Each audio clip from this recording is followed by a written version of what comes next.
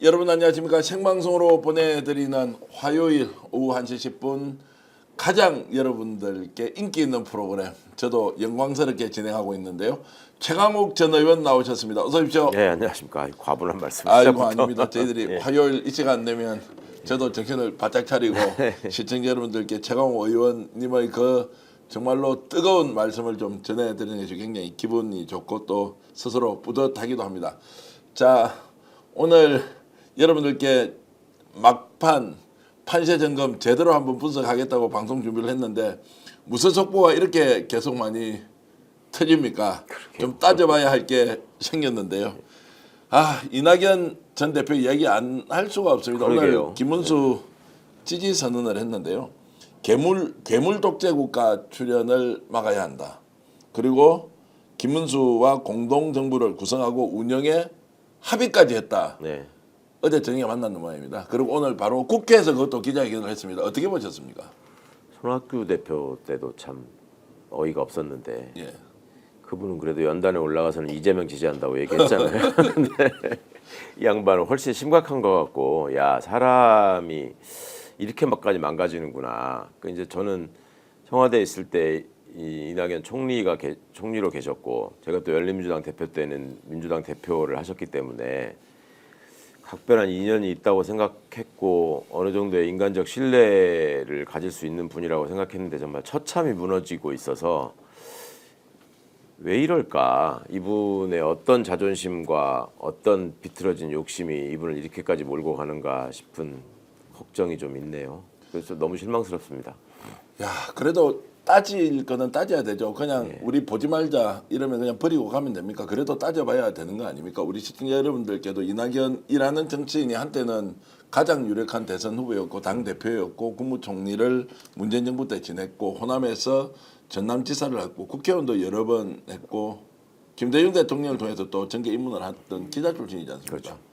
어떻게 이렇게 막판에 무너질 수가 있습니까? 본인이 김대중 대통령으로부터 인정을 받고 김대중 대통령을 모시고 여러 정치 활동이나 과거에 또 언론인 시절에 가르침을 받고 이런 걸 되게 자랑스럽게 매번 얘기하시는 분이에요. 근데 오늘의 이 행보를 하늘에서 김대중 대통령이 보시면 잘했다고 칭찬하실지 본인도 좀 한번 반문을 해보셨으면 좋겠는데 예.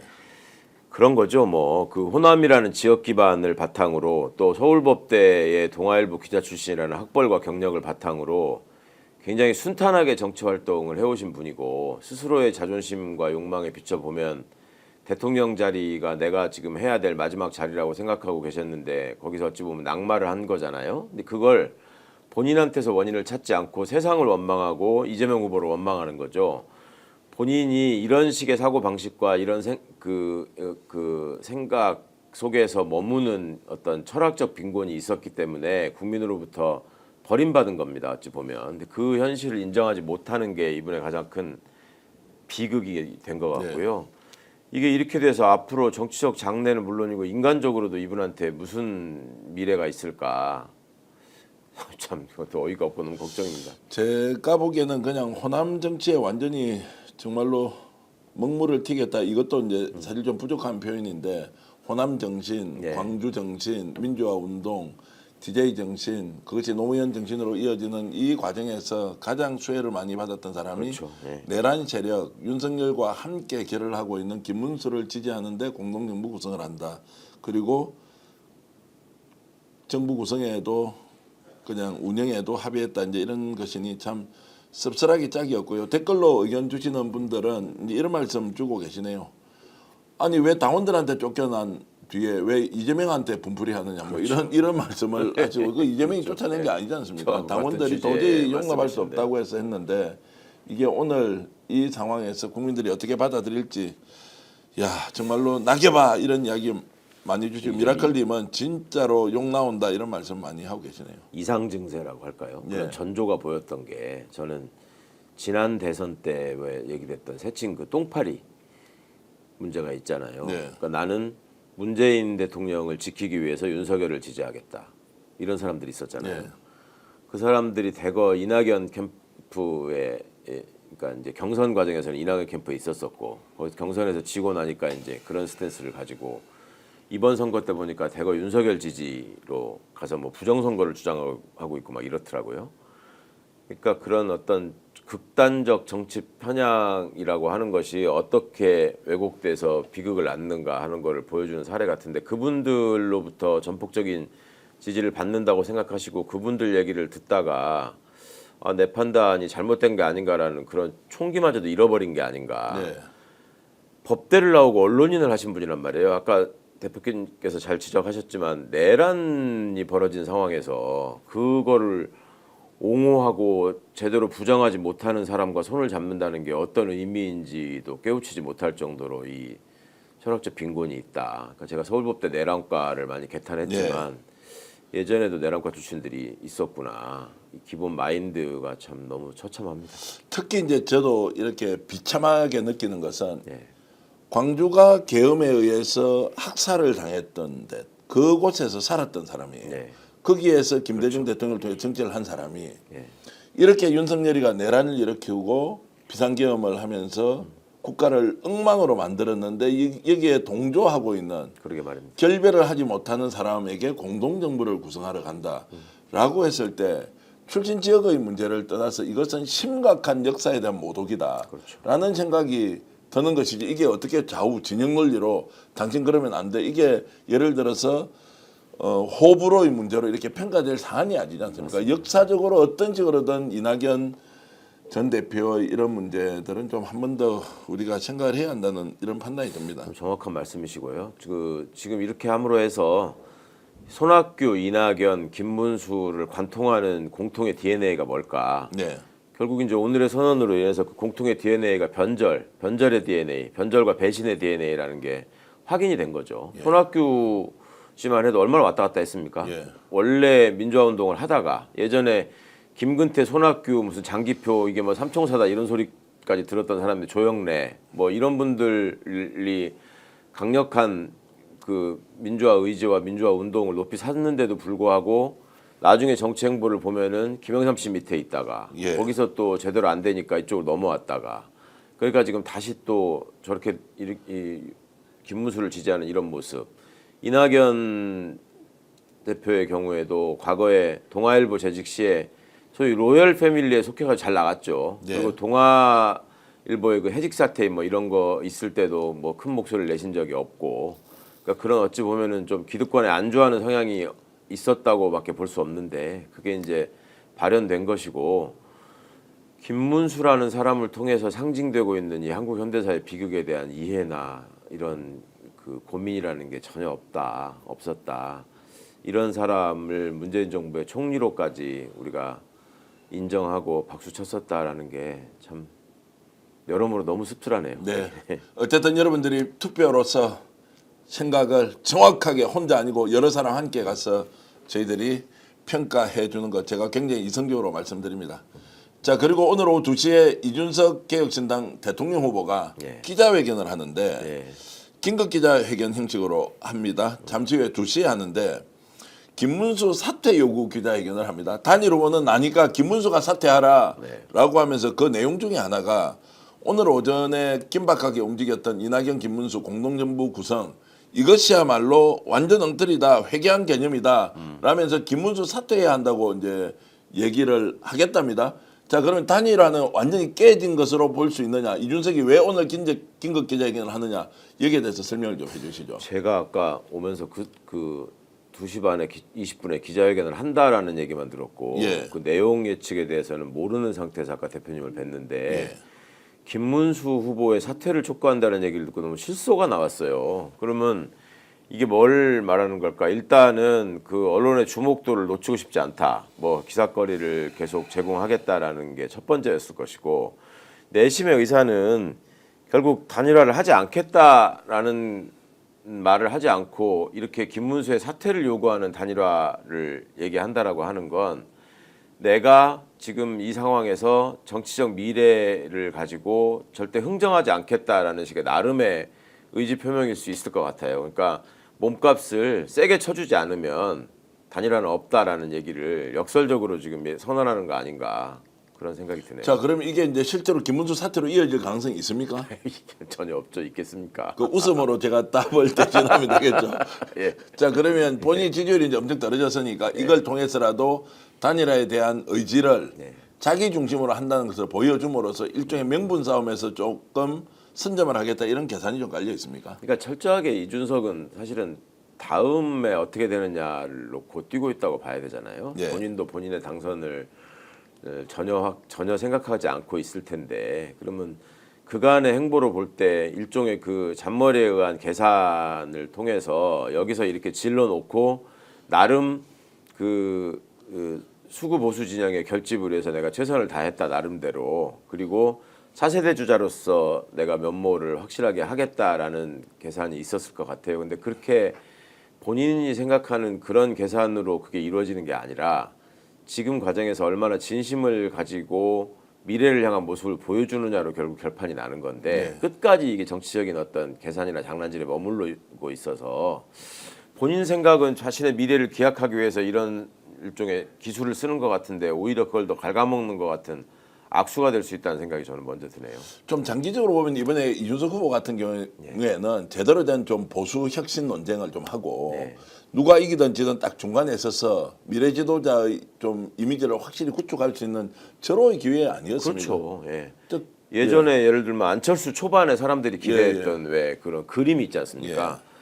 그 포지셔닝을 해가지고 뭔가 새로운 모습을 보였으면 그나마라도 좀 장래가 있고 득표에도 도움이 됐을 텐데 쭉 이제 걸어온 행보나 이런 것 자체가 이제 특정 커뮤니티를 바탕으로 그 커뮤니티라고 하는 게 결국 본질을 따져보면 일배 활동 열심히 하던 사람들이 주축이 돼 있는 네. 그런 거에 경도돼 가지고 거기에서 벌어지는 일들이 세계 전체를 대변한다라고 착각하고 있는 건지는 모르겠는데 그리고 본인이 생각하는 특유의 그 갈라치기식 계산법이 결국 나중에 득표로 연결될 것이다라는 기대를 가지고 지금 사전에 밑자락을 깔자 뭐 이런 식의 움직임을 보이는 것 같은데 너무 정치를 잘못 배웠어요. 잘못 배웠고 이뇨한 의원이 왜 가정교육이 잘못된 것 같다라고 얘기를 했는지를 네. 점점 느끼는 것 같아요. 자 오늘 저렇게 긴급 기자회견을 하면 그러면은 표가 좀 결집이 되거나 네. 판을 흔들 수 있을 정도 영향이 있다 없다 어떻게 보죠? 저는 전혀 없을 것 같아요. 전혀 없다. 예. 그냥 본인이 이제 이런 식으로 해서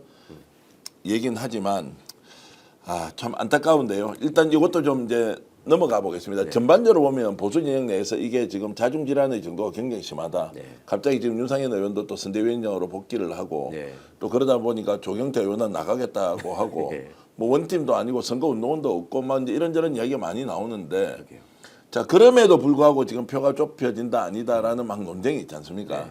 이걸 전반적으로 평가했을 때 지금 현재 판세가 어떻게 가느냐라는 부분에 대해서 좀 말씀을 해주시면 어떻습니까? 저는 판세를 뭐 여론조사 전문가는 아닙니다만은 여러 가지 전문가분들의 얘기를 종합해서 볼 때 판세가 그렇게 크게 변화는 없는 것 같고 단지 시간이 갈수록 이재명 후보의 지지율이 55%를 넘길 수 있다라는 기대를 했는데 그렇게까지 치고 올라가지는 못한다라는 점이 좀 보이는 것 같고 그리고 이 내란 세력 혹은 보수를 자임하는 세력의 결집이 일부나마 이루어지기를 기대하면서 지금 언론이 그걸 조장하고 있는 게 아닌가 하는 생각이 저는 먼저 듭니다. 그러니까 단일화를 통해서 예를 들어서 역전이 가능하다라는 식의 지금 희망을 심어주려고 하는 게 보이거든요. 근데 객관적으로 드러난 데이터를 보면 단일화를 한다고 해서 무슨 역전이 된다거나 이럴 일은 지금 없는데 그럼에도 불구하고 단일화라는 단어를 계속 놓치지 않고 있는 것은 그걸 통해서 언론의 일정 부분을 계속 차지하면서 눈길을 끌고 싶다라는 거 외에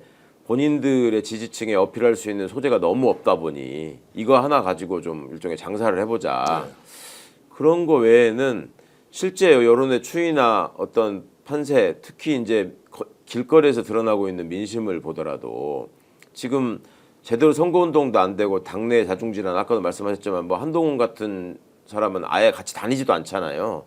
그리고 김문수 선거유세를 하는데 한동훈을 외치는 사람들이 따라다니고 있는 이런 현실 속에서 이 사람들이 무슨 자기들의 지지율이 올라가고 역전도 노릴 수 있다라고 얘기하는 거 그야말로 저는 희망 사항에 불과한 허언인 것 같습니다. 그러니까 뭐 현실적이지 않은데 현실적인 것처럼 이렇게 예. 일종의 기획과 공작에서 나오는 것에 대해서는 그러니까요. 예. 일희일비할 이유가 없다라는 것까지는 이제 여러분들과 공감을 하고 있는 것이고요. 중요한 것은 이제 투표율을 어떻게 높여서 갈 것이냐라고 하는 부분을 좀 이따가 얘기를 나눠보기로 하고요. 질문으로 이런 게 있습니다. 지금 사전투표 한다 만다라는 것에 대해서 네. 지금 어떻습니까? 사전투표하면 위험하다라는 이야기가 오히려 좀 민주진보 진영의 댓글로도 올라오는 것들이 있어서 저도 일부 그런 댓글 있는 거 봤는데 예. 왜 그러시는지 모르겠어요. 그러니까 그래서 혹시 다른 데서 들어와서 쓰고 있는 것이냐 이렇게 오해를 하는 분들도 있던데 사전투표 당연히 지금 많이 나가서 해야 되는 거 아닌가요? 아니, 그럼요. 당연히 예. 사전투표를 많이 하셔야 되고 또 아무 문제 없고 예.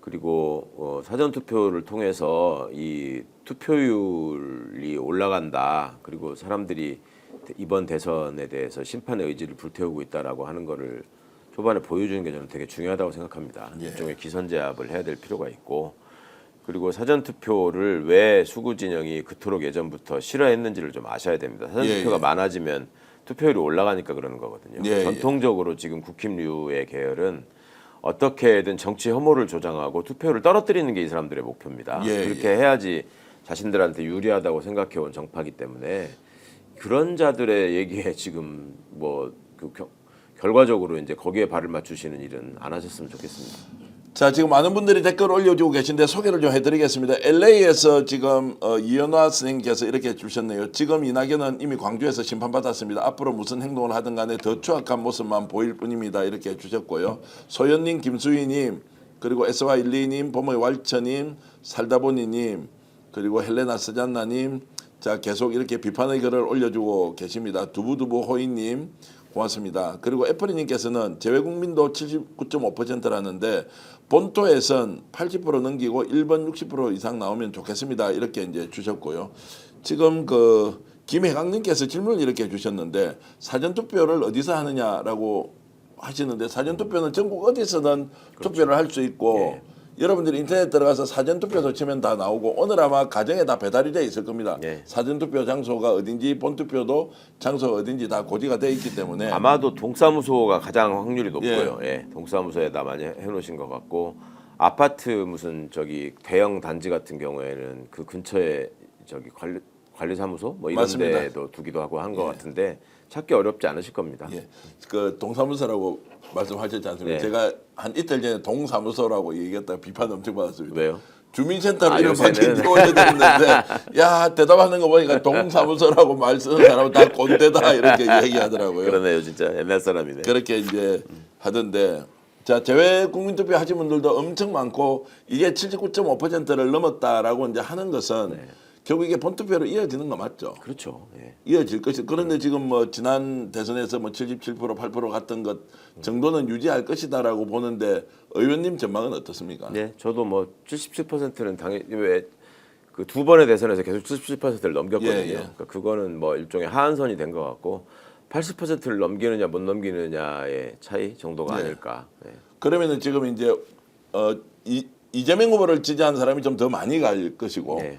오히려 김원수 후보 지지하는 사람이 상대로 덜 간다 이렇게 보시는 건지 아니면 지난번처럼 정말 양쪽 다 최대한 끌어모아서 간다 이 부분도 좀 전망을 해주시면 어떠세요? 예, 상식적으로 따져보자면은 그 스스로 보수지향적이라고 생각하시는 분들이 합리적 보수일수록 투표를 할 수 있는 지금 동인 유인이 떨어지고 있는 거잖아요. 예, 예. 정말 창피해서 못 살겠다 이런 말씀하시는 분들이 계시는데 나는 저기 내란 세력을 지지할 수도 없고 이재명 후보가 마음에 들지도 않는다. 이래서 투표를 포기하시는 분들이 상대적으로 보수 진영에 많지 않을까 그렇게 생각하고 예. 지금 내란을 겪은 민주시민들의 입장에서는 정말 투표하고 싶어서 미치겠다. 예, 뭐 예. 손가락이 너무 근질거린다. 그게 이제 재외국민 투표를 통해서 일정 부분 보여줬잖아요. 80%에 달하는 투표율. 사상 최고였는데 그런 모습들이 또 사전 투표를 통해서 다시 한번 보여지지 않을까 생각합니다. 자 지금 투표율로 우리가 승부 보자 정재훈님 그리고 전영노을님 항소유님 여러분들이 정말로 적극적으로 투표를 좀 해보자. 사전투표 갈 때는 신분증 꼭 가져가야 된다. 너무나 당연한 이야기지만 보리님 얼마나 걱정이 됐으면 자 신분증도 가져가자 이렇게 해주셨겠습니까? 김남우님도 이런 말씀 주시고요. 건던법사님 봉서리네님 여러분들 의견 주고 계신데 노길주님께서는 스픽스 고소의 전략 안녕하세요 주셨는데 고맙습니다. 루이스님 그리고 이세영님은 우리 딸은 미국에서 3시간 차 끌고 가서 와. 산호세 가서 투표했습니다라고 하셨고요. 아까 한 분은 또 프랑스에 있는 딸도 이번에 투표장에 가서 투표를 했습니다라고 해주셨습니다. 참 대단하십니다. 김민선님은 따님이 프랑스에서 투표 완료했다 이렇게 말씀 주셨네요.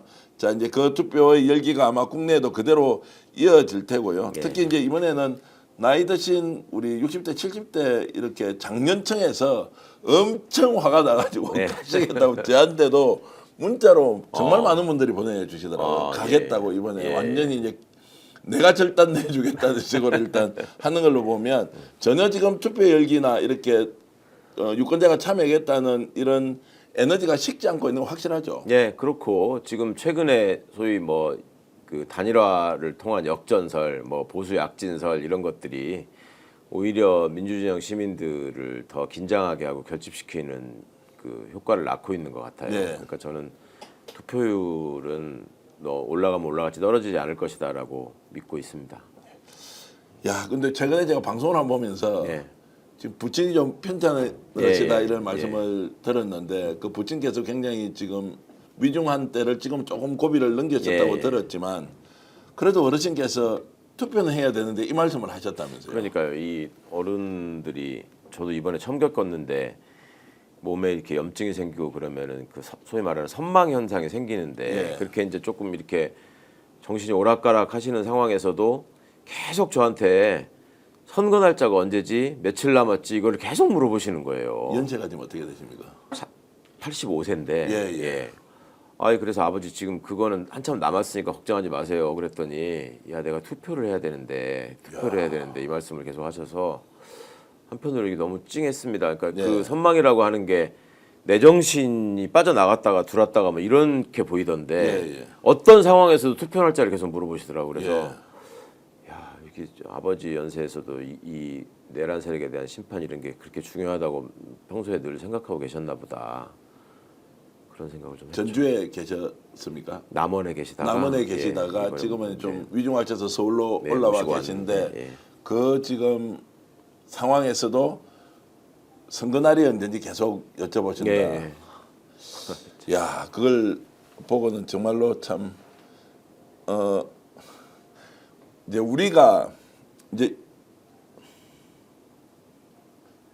이런 하여튼 이제 어르신들의 생각을 잘 받들어서 적극적으로 투표장에 나가 투표해야 한다. 왜 이번에 이제 투표가 중요한지. 그리고 외국에서 그렇게 열 몇 시간씩 막 운전해가지고 혹은 비행기 타고 가서 혹은 귀국까지 해가지고 투표하려고 하시는 분들의 네. 그 마음을 조금이라도 함께 느끼신다면 아니 그 코앞에 있는 투표장을 안 가고 아니 뭐 나 아니요 딴 사람들이 많이 하겠지 뭐 그리고 바쁜 일 있는데 이래저래 해가지고 좀 다른 일 하다가 시간 남으면 가지 뭐 이런 생각들은 좀 진짜 안 하셨으면 좋겠습니다. 꼭 좀. 우리 어머니 올해 90세인데 사전투표한다. 맑음 1호사님 주셨고요. 럭키님도 눈물이 납니다. 이제 여러분들이 그 눈물의 값어치를 행동으로 실천으로 이제 다른 분들과 함께 가서 투표를 하시면 좋겠습니다. 와, 저희 엄마 85세 현재 요양원에 계시는데 남양주에서 횡성까지 투표하러 가시겠답니다. 모두 투표합시다. CHNU님 주셨고요. 참 이런 이제 절절한 마음이 모여서 압도적 투표율을 이제 압도적 승리를 만들어내고 대한민국이 정말로 국민 주권의 국가로 거듭나는데 과거에는 정치인이 그리고 정당이 주도했다면 이제는 국민이 주도하는 시대를 만드는데 여러분 한 사람 한 사람의 지금 열의나 이런 것들이 훨씬 더 절박하고 정말 절실할 때다. 이런 이야기를 저는 좀 듣거든요. 예. 민주당 국회의원들 진짜 열심히 하는 거 알겠는데 예. 국민들도 못지않게 이번에는 정말로 선거운동 열심히 하고 있다. 진짜 그렇죠. 당원이든 당원이지 예. 않든. 예. 이것도 우리가 처음 지금 경험하는 거 아닙니까? 그러니까요. 저는 정말로 윤석열이 덕분에 이 국민들의 주인의식, 그러니까 주권자로서의 시민의식이 정말 급성장했다라고 생각하는데 예전에 뭐 항상 역행보살이라는 게 있다라는 말씀을 들었지만 네. 이렇게 극명하게 드러날 거라고는 생각을 못했고 밭갈이라고 하잖아요. 밭갈이. 예. 밭갈이 사례 막 이런 것들을 공유하시기도 하고 자랑하시기도 하고 예. 또 답답해하시기도 하고 한 모습. 그다음에 그 유세 현장에서 보여지는 그 열기. 우리 후보를 우리가 나서서 지키겠다. 우리가 한 번이라도 더 외쳐줘야 된다. 이런 모습들이 정말 뜨겁게 다가오니까 의원들도 그 헛짓을 할 수가 없는 것 같고 네. 다들 보면 얼굴이 시커멓게 타가지고요. 삐쩍 말라가지고 고생 열심히 하더라고요. 야, 그래서 참 대한민국 국민들이 정말로 위대하다 이런 생각이 드는 게 노무현 대통령이 정말로 민주주의는 깨어있는 시민의 조직된 힘이다라고 했던 그 선언이 이제는 실천으로 그러게 말입니다. 정말로 국민들이 그것을 직접 주권자로서 다 보여주는 정치를 주도하는 이끌어가는 이런 모습 너무너무 감사드립니다. 야, 스위스인데요. 80세 어머니 모시고 4시간 걸려 투표했습니다. 아유. 임미연님께서 이렇게 해주시고 80세 어머니를 모시고 이렇게 투표를 했다는 말씀. 야 95세 사전투표 어르신 경의를 표합니다. 이런 말씀도 주고 계시고요. 사전투표 꼭 하시고 투표율을 올립시다. 이런 말씀. 저는 사전 투표에 대해서 김문수 씨나 황교안 씨가 어떤 입장을 보일지가 되게 궁금했었거든요. 예. 웃음 포인트가 될 것 같아서. 예, 예. 김문수 씨가 사전 투표를 하라고 그러잖아요. 자기도 할 거라고. 마지 못해 이제 하라고 지금 어제 그저께 얘기를 하는 것 아니, 같아요. 다른 한편으로 무슨 극우 유튜버들 모아놓고 뭐 부정선거 사례를 뭐 모아달라 뭐 예. 살해하겠다 이런 식으로 또 얘기를 했다면서요. 예, 그러니까 예. 그런 거 하나에서도 이러지도 못하고 저러지도 못하고 하는 모습. 황교안 씨는 지금 뭔가 입장이 보도가 안 돼서 저희 잘 모르겠는데 혹시 들으셨어요? 아니 안 나오더라고요. 본인은 일제 언급을 안 해. 그럼 하지 그러니까요. 말라고라도 해야 되는데. 예, 그래야 그 말은 정상 안 아니에요? 해.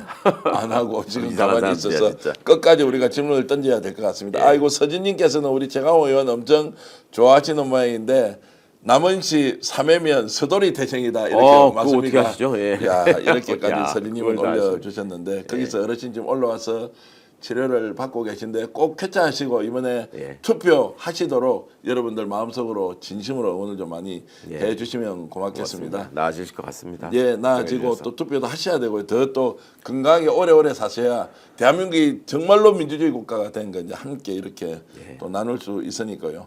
야, 최강호 의원님 사랑하고 존경합니다. 최강호 짱짱짱. 아유. 야, 이렇게 팬들이 정말 많은데 여러분 지금 생방송으로 최강호 의원과 고소 전략 보내드리고 있는데요. 구독, 좋아요 눌러주시면 감사하겠고요. 최강호 TV도 꼭 구독해 주십시오. 우리 방송 나와서 구독자 느는 게 아니고요. 다른 방송 나가서 구독자 엄청 최강호 TV 많이 늘던데 우리 방송 보시는 분들도 함께 동지애를 가지면서 최강호 TV 여러분들 구독 부탁드리겠습니다.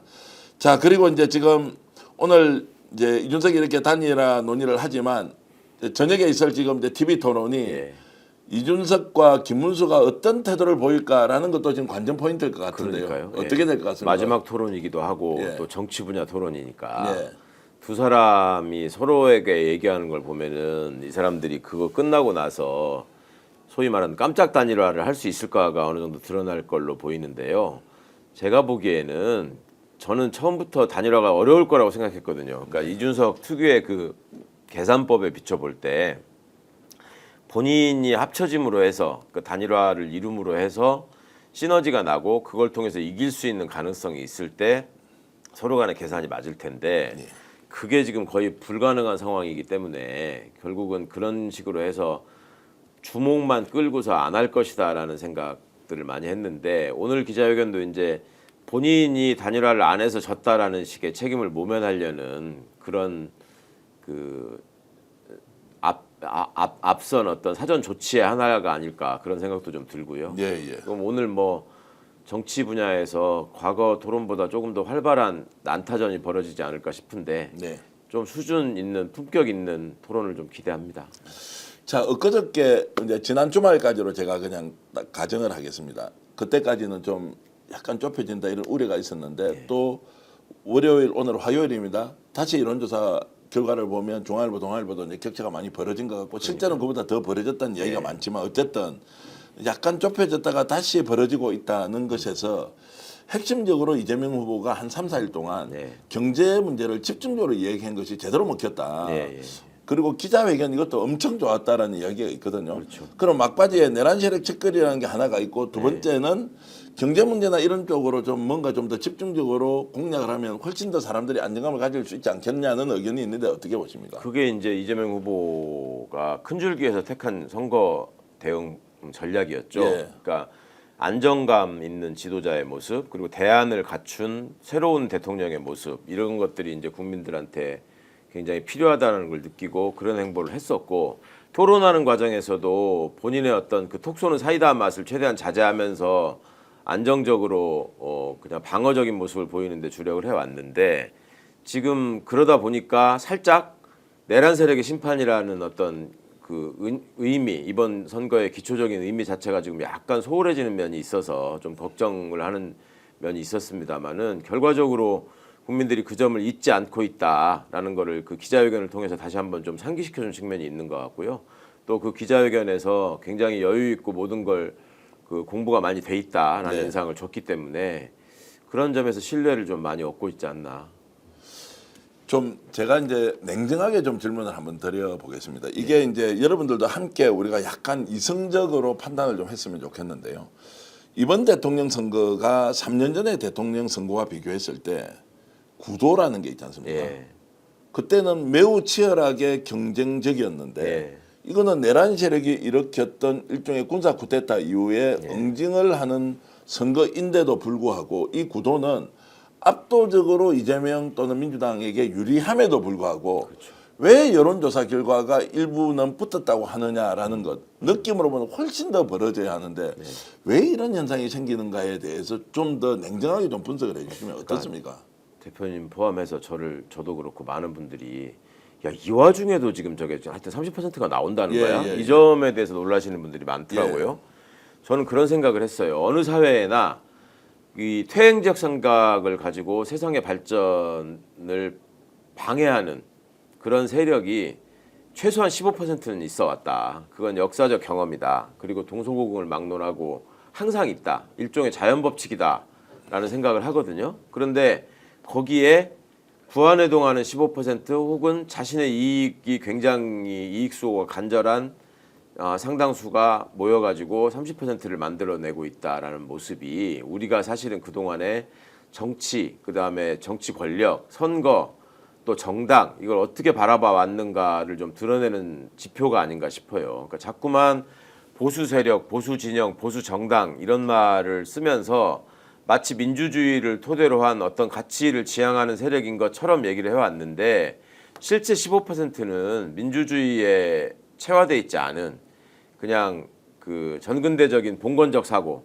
그러니까 그 왕조 시대에 걸맞는 어떤 신민적 사고 이런 정도에 머무르고 계시는 분들이 여전히 있고, 그 다음에 이 수구 진영, 그러니까 과거의 군사 쿠데타 세력이 일구어 놓은 어떤 바탕하에서 자신의 현재 부와 사회적 지위를 누리고 있다고 생각하는 사람들이 여전히 굉장히 많거든요. 그리고 지금 대한민국의 경제적 상층부를 형성하고 있는 사람들을 보면은 그 재산 형성 과정에 공교롭게도 박정희 때의 어떤 혜택이나 그때의 어떤 정보를 통해서 형성된 측면이 굉장히 많이 있습니다. 네. 그런 분들 입장에서 볼 때 이게 나라의 장래보다는 나의 이득, 나의 장래, 우리 가족의 그 보호 뭐 이런 것들이 훨씬 중요한 거 아니었나 이런 생각이 들어서 너무 속상하고, 그러기 위해서라도 우리나라의 정치인들이나 정치 체제나 정당의 모습들이 조금 더 대중적이고 이념적인 정당으로 분화될 필요가 있겠다. 그래서 진정으로 지향하는 가치가 뭔지를 가지고 논하는 정치가 돼야지 지금처럼 그냥 피하 식별을 해가지고 상대를 거꾸로 때리면 내가 이기는 거고 상대의 단점만 부각시키면 그게 고스란히 나의 득점으로 돌아오고, 이런 거는 좀 한번 접어야 될 때가 되지 않았나. 이 얘기를 이미 20년도 전에 노무현 대통령이 계속 수건처럼 말씀하시던 일이거든요. 국민통합, 또 지역주의를 통해서 지역주의를 타파해야 될 이유. 근데 우리가 거의 한 세대가 지났는데도 여전히 그 질곡에서 헤어나지 못하고 오히려 더 지금 악화된 측면이 있다. 사실은 내란이고 뭐고를 떠나서 나는 애초에 이쪽 진영이었으니까 저쪽이 이기는 건 절대로 안 돼, 이런 마음이 있지 않는 이상 지금 이런 지지율이 나올 수가 없잖아요. 이게 어찌 보면 우리 정치의 후진성을 좀 얘기하고 있는 거죠. 그런 단면이 우리 사회에 어쨌든 또아리를 털고 있다고 우리가 그렇죠. 이제 인정해야 된다는 인정해야 거죠. 되는 거죠. 예. 제가 어제 직접 들었던 이야기인데 그 유인물 있지 않습니까? 집에 배포되어 있는 이제 후보 공보물을 가지고 어느 초등학교에서 예. 이 학생의 어머니가 정치 활동을 하는 걸 알고 있는 거예요. 거기에 강남에서 어느 동네에서 그 유인물을 가져와서 그 앞에서 특정 후보 유인물을 찢어버리더라는 건 뭐 이름도 내가 사실 말씀을 드리기가 그런데 강남에 있는데 왜 너는 거기에서 이재명 같은 사람을 이렇게 지지하는 부모를 뒀느냐는 식으로. 선생님이 찢었다고요? 아니 학생이 그래서 엄청 애가 충격을 받았다는 거예요. 예. 근데 강남에 살고 있는 분인데 그래서 좀 더 적극적으로 본인의 어머니가 하고 있는 일을 자랑스럽게 생각하는 거를 표시를 평소에 냈겠죠, 얘는. 예. 그리고 굉장히 리더십이 있는 이제 따님이었던 모양입니다. 그런데 어떤 친구가 거기에서 유인물을 가져와서 홍보물을 그 앞에서 찢더라. 이게 지금 현재 강남의 모습입니다. 물론 강남 일부가 그렇겠지만 이제 이 말씀을 드리는 게 조금 전에 최 의원 말씀 들어보면 절대로 생각을 바꾸지 않는 20, 30%가 존재하는 것이 대한민국이구나. 그러니까 그분들의 삶이나 생각을 이렇게 들어보니까 예전에 학생 운동을 되게 치열하게 했던 분이 제 주변에 아는 분이 하나 있는데 이분이 어찌어찌 해서 하여튼 사업에 성공을 해가지고 도곡동에 사는 분이 있어요. 거기서 살면서 자기가 그 고급 주상복합 그러니까 그 유명한 데 뭐 타워팰리스 포함해서 많이 있잖아요. 네. 그런 데 사는 분들의 표정이나 생활이나 이런 걸 보면은 정말 타인의 삶에 별로 관심이 없고 본인을 위해서 집중하는 어찌 보면 되게 냉정하면서 그 아주 나름 열심히 사는 모습 이런 것들을 보면서 좀 섬찟함을 느낀다 이런 말씀을 하는 걸 제가 들은 적이 있는데 그러니까 그런 얘기를 한다고 하더라고요. 너무나 스스럼 없이 저렇게 배운 것도 없고 가진 것도 없는 것들이 정치 권력을 통해 가지고 우리 걸 뺏어가려고 한다라는 생각 또 거기서 비롯되는 일종의 막연한 두려움과 공포 이런 것들이 상당히 많이 있다 그러고 그런 공포를 없애기 위해서 윤석열이 결단을 내려가지고 군을 동원한 거다라고 하면서 자기 동일시를 하는 모습 이런 것들이 실제로 보인다는 겁니다. 네. 이게 민주주의라는 게 뭔지를 기본적으로 모르는 사람들이고 오로지 내 이익을 지키기 위해서 또 내 기득권을 보호해주는 실체로서의 정치 권력과 그거에 유리하게 나한테 어떻게든 이득이 되는 거를 전해주는 것이 정부이고 국가가 존재하는 모습이다.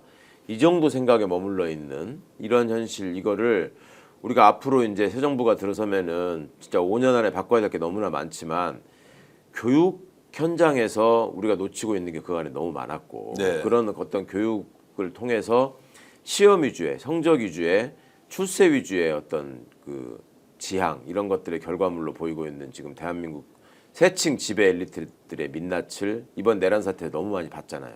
소위 학벌 좋고 고관 대작이라는 사람들이 어떤 행동을 보이고 어떤 생각을 갖고 있는가. 어제 무슨 저기 그 용산에 뭐 CCTV를 경찰이 확보했는데 그 안에서 한덕수, 최상목, 이상민이 움직인 동선이나 모습을 보니 그간에 그 사람들 얘기했던 거하고 다르더라.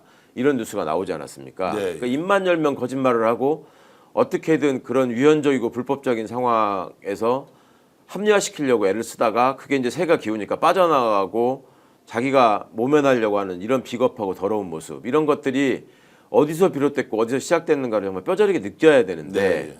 그게 아직도 좀 부족한 것 같고 그것이 이런 이제 6개월간의 긴 시간을 통해서 사법부가 이런 이상한 행태를 통해서 보인 최대 어떤 과오가 아닌가. 근데 그런 점에 대해서 제대로 반성하기도 지금 모자란 시간에 법관 대표회의라고 모였던 사람들이 우리가 뭐 선거에 영향을 미칠 수 있으니 다음에 다시 얘기하겠다. 이런 식의 모습을 보였다는 거. 이게 저는 한 시대가 몰락하고 있는 징조라고 봐요. 예. 그래서 이게 좀 빨리 좀 몰락하고 국힘도 그렇고 이런 세층 지배 엘리트들도 그렇고 새로운 좀 물결이 대처를 했으면 너무 좋겠습니다. 자, 그럼에도 불구하고 이렇게 민주주의가 널리 이렇게 확산되는 게 아니라 어제 대구에서 또 빨간색 승용차 외제차를 탄 친구가 박주민 의원이 하고 있는 그 일종의 가두 유세를 하고 있는데 거기에서 뭐 경적을 울리면서 가지도 않고 있으면서 막 시비를 걸던 모습이 있지 않습니까? 내려가지고 또 뭐 이렇게 언쟁을 하는 와중에 뭐 사람을 때리고 막 그러던데요. 그러니까 이제 그래서 이제 긴급 체포까지 됐다는 건데 그런 이제 인식을 갖고 있다는 게 20대가 그 좋은 외제차를 아마 이제 1억 가까이 하는 차인 것 같은데 그 차를 타고 가면서 앞에서 경직을 누리는 이런 퇴행적 현상을 우리가 보고 있자니 똑같은 공간에서 살아가는 국민인데 아 이런 정도를 경험하고도 오히려 지금 민주당이나 이재명 후보에 대해서 저런 반감을 가지고 경적을 울리는 것은 매우 충격적이었습니다. 사실은 청년 세대가 직접적 피해자거든요. 예. 그러니까 군에 가 있는 게 다 청년들이고 네. 그 불법적 계엄을 통해서 그들에게 씻을 수 없는 정신적 상처를 지금 준 면이 있고 네. 또 국지전을 도발하려고 계속 했다는 의심들을 우리가 강하게 가질 수밖에 없잖아요. 예. 그 상황에서 희생되는 것도 다 청년들이란 말입니다. 예. 그런데 어쩌다가 그런 소위 그 히틀러의 유겐트 같은 청년들이 이렇게 양산되고 있는지 그 다 윤석열이가 그 한남동에서 나오는 와중에 그 소위 과잠이라고 그러죠. 학교 잠바를 입은 그 청년들을 앞세워 가지고 보이는 일종의 쇼 이런 것들에 현혹되는 사람들이 그렇게 많았다라는 게 앞으로 정말 우리 세대가 꼭 극복해야 될 숙제가 아닌가 싶어요. 알겠습니다. 지금 그 남원에서 하여튼 많은 분들이 지금 댓글을 주고 계셔서 제가 소개를 좀 해드려야 되겠는데 남원 금지 방촌이라는 데가 있습니까? 예. 그 출신 분이 최강호 의원이 정말 새정부 들었으면 큰 역할을 해달라는 부탁 말씀 주셨고 김병곤님께서도 슈퍼챗 보내주시고 로팡제님께서도 해외에서 이렇게 슈퍼챗 보내주셨는데 좋은 의견 감사드리고요. 지금 이제 하이팅님, 블루님, 어른비님, 김영철님, 최시비님 그리고 미러님, 이인국 선생님, 쫑쫑님도 오늘 오셨네요. 어서 오십시오. 자 그리고 유로파님 많은 분들이 이렇게 의견 주셔서 고맙고요. 자 이준석 지금 그 기자회견이 아마 2시 20분에 지금 시작되고 예.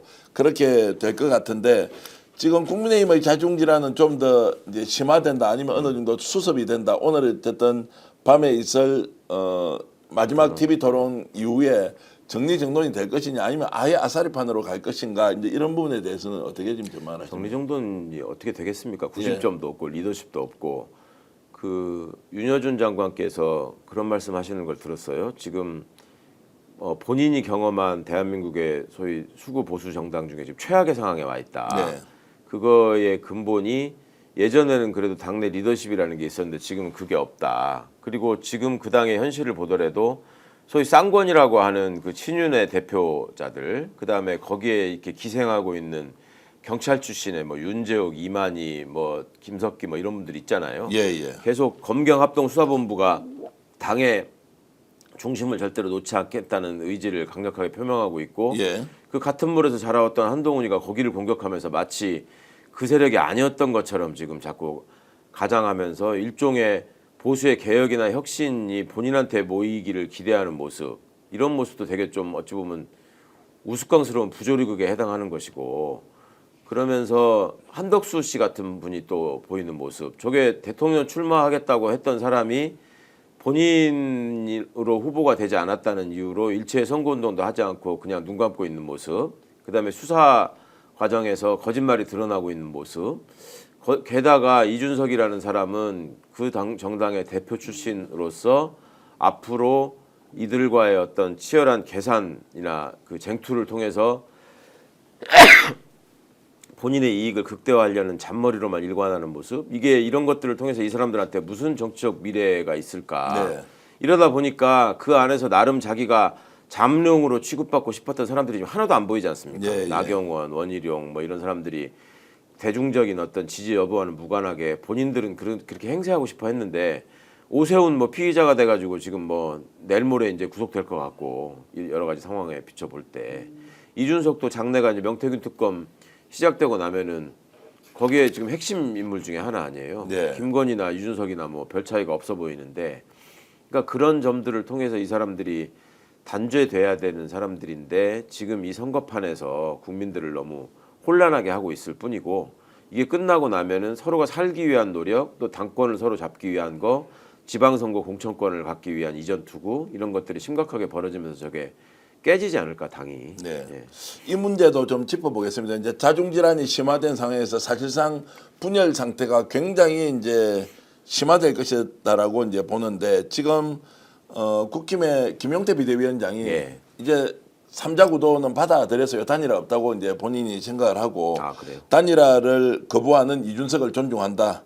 김문수는 3자 구도에서 이길 수 있다라고 이제 조금 전에 다시 또 소식이 나왔습니다. 그러면 자, 이준석은 오늘 오후 2시 20분에 예. 김문수가 사퇴하고 나로 단일화해라라고 하는데, 김용태 비대위원장은 아니 알겠습니다. 이준석 그냥 계속하고 3자 구도가 되더라도 우리 이길 수 있습니다라고 하는 것도 실제로 분열상을 그대로 드러내는 그렇죠. 것이지, 이게 뭐 상황을 인정해서 다시 반전을 치료해보자 이렇게 가기 어려운 거 아닙니까? 앞으로 국힘의 선거 전략이 뭐 1등이 되기보다는 이준석을 10% 밑으로 주저앉히는 거에 집중될 가능성도 있죠. 예. 이준석을 키워놨다가 분열과 혼란이 훨씬 가중될 수 있다라는 걱정들을 할 것 같고, 그런 점을 어떻게든 파고들어서 저걸 더 분열시켜야 된다라고 하는 게 이준석의 선거 전략이 될 것 같아서 네.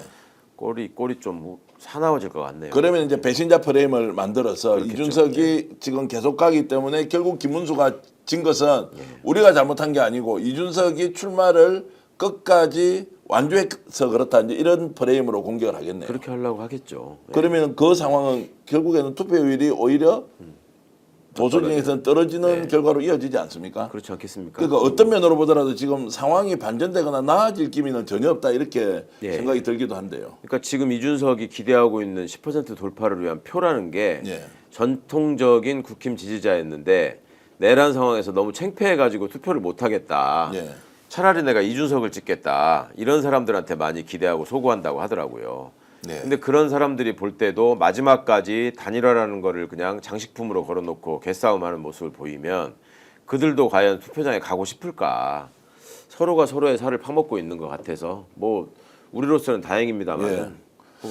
근데 선거 전략의 면에서 보면 그러면 이 정도도 모르고 단일화를 밀어붙여서 오히려 단일화가 안 됨으로써 김문수는 엄청나게 많은 걸 잃어버렸고 네. 이준석은 거기에서 막 그 줄달리기를 하다가 좀 더 이익을 볼 듯하면서도 마지막에는 안 한다고 해버리니까 표의 결집도는 더 떨어지고 예. 이러면 전략적 면에서도 완전히 단일화라고 하는 카드가 실패한 걸로 결과적으로는 그렇죠. 그러니까 예, 자신들의 3자 구도를 전력때문에. 만드는데도 실패해버리고 예. 단일화가 안 됨으로써도 또 기대치를 오히려 없애버리고 이제 이런 최악의 선택을 했다라고 평가할 수 있겠네요. 그러니까 그럴 가능성이 점점 높아지는 것 같고.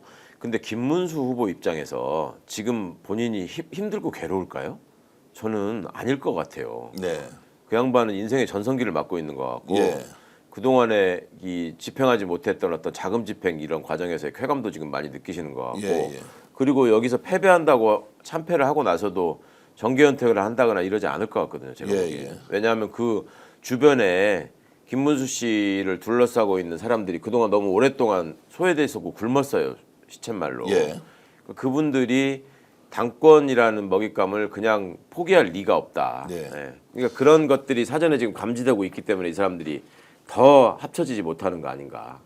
자중질환의 한 단면을 보태면요. 안철수 후보는 그 와중에도 네. 또 이준석에게 공동정부로 우리가 승리의 동남풍을 만들어보자 적벽대전을 이야기하면서 한쪽에서는 삼자 구도에서 김문수 이기겠다고 하고 안철수 후보는 페이스북에서 자 적벽대전 생각해서 기적의 한 수는 바로 공동정부다 어떠냐고 결단이 필요하다 이렇게 또 얘기를 했는데 아니 21대 대선의 경과 후를 보면은 현재 지금 아직 저기 숨쉬고 있는 대한민국 정부가 윤석열 저 안철수 공동정부예요. 네. 본인들 이렇게 하겠다고 했잖아요. 예. 그 자기가 인수위원장이었잖아요. 예.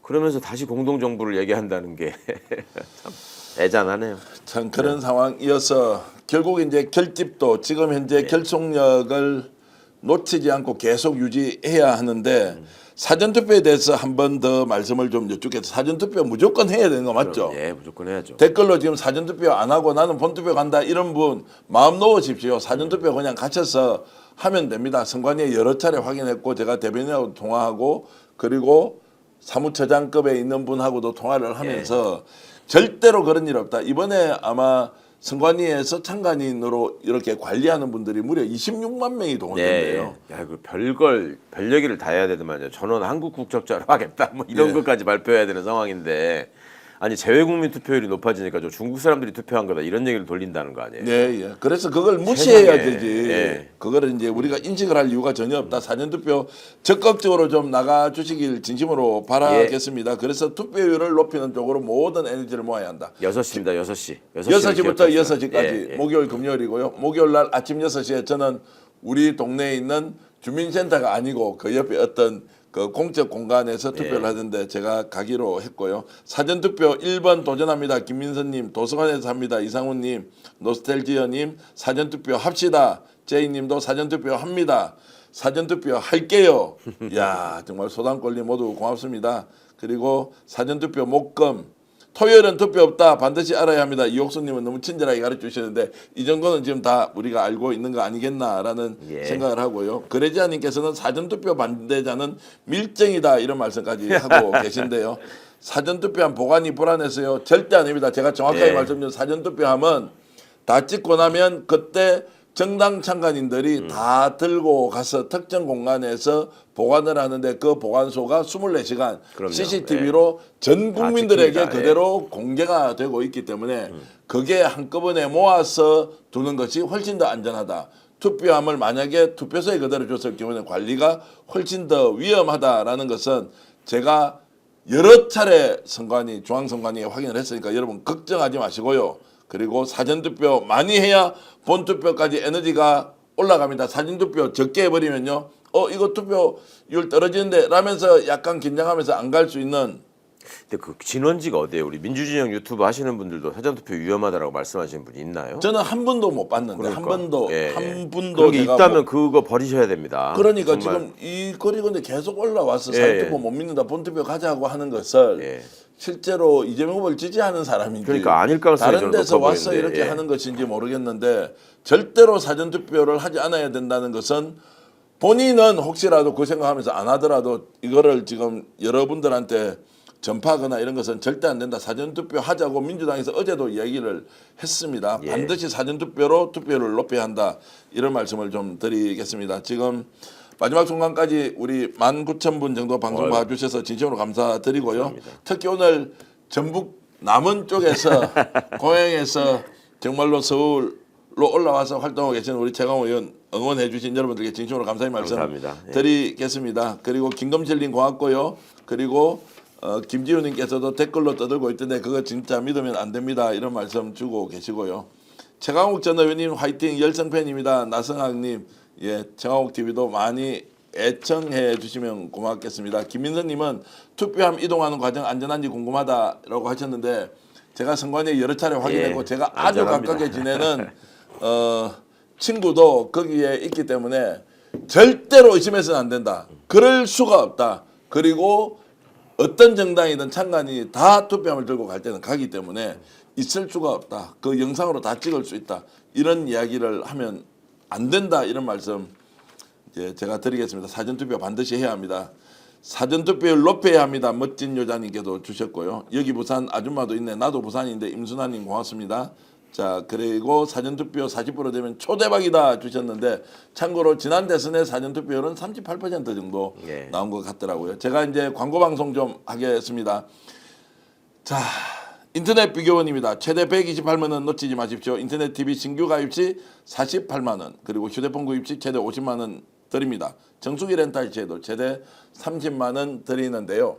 인터넷 가입과 동시에 알뜰폰 또는 휴대폰 새로 장만 없이 현재 쓰고 있는 휴대폰의 통신사만 변경해도 최대 30만 원 혜택을 드립니다. 인터넷 성능은 다 거기서 거긴데요. 혜택 잘 비교해 보십시오. 비교원은 23년 동안 60만 명 누적 가입자 그리고 983억의 누적 현금 사은품을 지급했습니다. 개인정보 보안도 철저한데요. 한 건의 보안 사고도 없었습니다.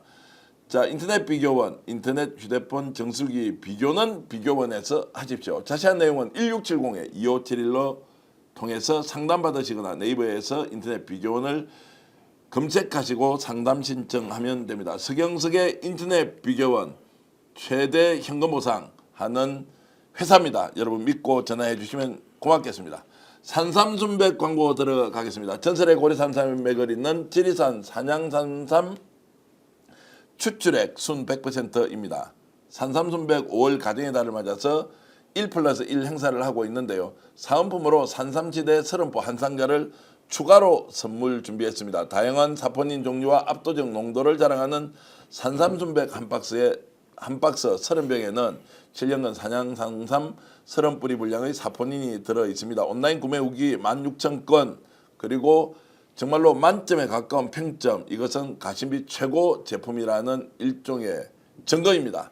산삼의 본향 지리산 800고지에서 농약 한 방울 비료 한 톨 없이 비바람 이슬 맞으면 7년을 기다린 제품인데요. 가정의 달 사랑하는 부모님께 드릴 선물 최고라고 자부합니다. 검색창에 산삼순백 검색하시거나 전화문의 1666-1080으로 해주시면 고맙겠습니다. 자 마지막 순간까지 우리 고소의 전략을 시청해주신 여러분께 진심으로 감사의 말씀드리고 창옥TV와 그리고 스픽스 함께 구독, 좋아요 많이 눌러주시면 고맙겠습니다. 창옥 의원 오늘도 나와주셔서 진심으로 감사드립니다. 감사합니다. 고맙습니다. 네. 자 시청자 여러분께 인사드리겠습니다. 잠시 후에 이준석 계획신당 대표의 기자회견이 있는데 어쨌든 단일화는 물 건너 간 분위기입니다. 그리고 오늘 저녁 TV토론 끝나고 나서 저희들이 다시 한 번 더 해설방송 제대로 준비하고 있으니까 오늘 밤 10시, 8시 그리고 7시 계속해서 저희들 생방송 준비하고 있습니다. 스픽스와 함께 해주시면 고맙겠습니다. 여러분 안녕히 계십시오.